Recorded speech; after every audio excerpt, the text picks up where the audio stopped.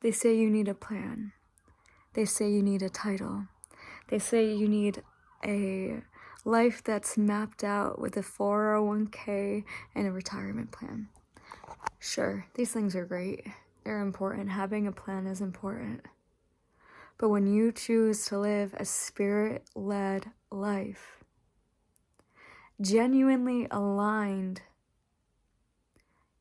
resting in the heart of God, you will see that your plan gets thrown out of the way and that God has a greater plan for your life.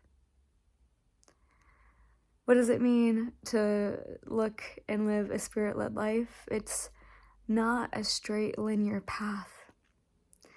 It's filled with curves and intuition and growth and development in ways that qualify you. Life will qualify you for your calling. That isn't me saying that if you want to be a surgeon, don't go to school. Definitely go to school for that. But if you were to imagine and map out your life for the next 5 to 10 years, and for you to get it, I would dare to say that you did not dream big enough, that you did not go into the deeper place of truly expanding yourself even more. You have no idea how capable you are of doing more. But you have to learn to follow the spirit that leads you. You have to learn how to follow those little moments. Those little moments. I would not have been able to do the things that I've done this past decade if I didn't choose to drop out of school. I would not have done a TEDx talk. I would not have done modeling and acting and been in photo shoots that were in Vanity Fair or fashion styling them, or in a movement that my friends and I started for ministry outreach, or a clothing store, which was a movement in and of its own for women's fashion. And I would not have done the murals or the music. Just so many things that I'm grateful for that I would not have had the experience of doing. I knew within my being, I was like, I wrote it down. I have notebooks where I wrote down these things, like, I will public speak, I will do murals, I will write books, I will.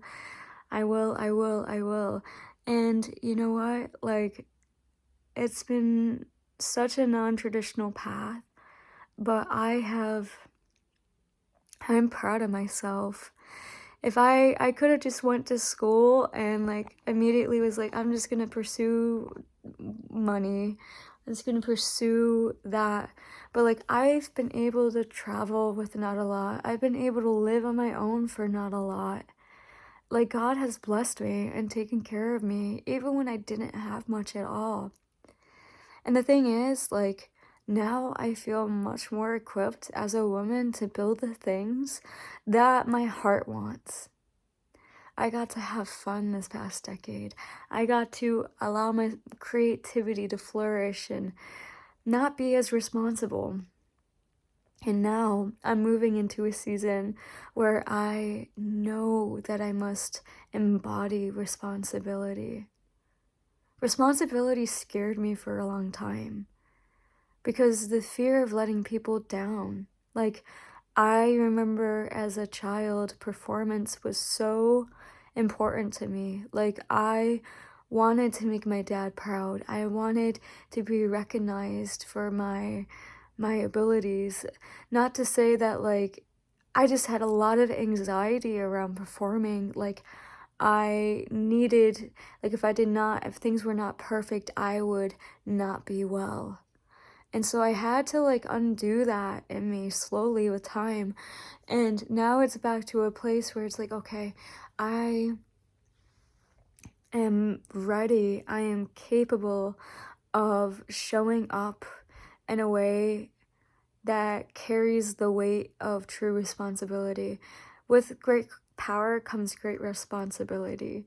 And I know in my life that I'm meant to like speak for people. Like I'm meant to guide. Like because I've been learning how to guide myself through healing internally, and I want to offer that gift or a sacred space for people to be encouraged that are in the season that I was in a decade ago, that was traumatized by the schooling system, that it didn't work for me. You know, I'm a double E. Like I grew up with auto processing disorder and dyslexic and ADHD and some language challenges like with communicating, and you know, I didn't know how to handle my emotions. I was so like emotionally distraught, like hyper emotional as a child, and like sensory issues. Like I had a lot of challenges, and then yeah, I was still gifted and accelerated in school, and I had this weird dilemma because it's like, am I a gift or am I a curse? Like what am I? And so I've had to overcome a lot of challenges when it comes to not really fitting into regular traditional understanding. I haven't really felt super understood in my life because of these things.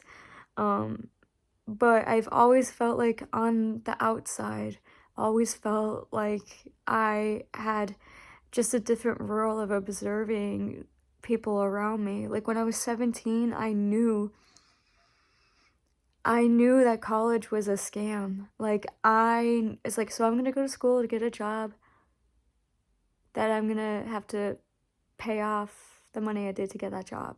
Like, I knew that the way the education system was corrupt and it wasn't genuinely aligning people into what their purpose could be. Like, if you really look at the human body, there are so many types of cells, there are so many different functions of it. If we just mapped all of the systems of the human body and looked at them in a holistic way as to how they operate, that's a list of all the jobs that exist here in this plane. And so no part of the body is better than the other part of the body. Like every part has its role and it must be honored. And I acknowledge that in this society and system, it doesn't necessarily make space for the people that are different, that have different challenges. Like not everyone's meant to work a 9 to 5. Some people have different gifts, like, and they don't function physically in the same way. So it's like we have to respect that each cell, each person, each being has a different function and learns in different ways and has different geniuses. And I want to make space for those types of people, the people like me, the people like you, the people like everyone. We're all the same species. So end of rant. Really, when I'm saying living a spirit-led life really looks like taking the leap of faith and betting on yourself and trusting that you're living your life in the heart of God. And being courageous enough to do that. So if you're on the edge and you're not fully sure, it's the best time, I'm telling you, to figure it out that way, because you will see that you have done things that align with your deepest heart desires without even knowing it. That's the mystery in the plan.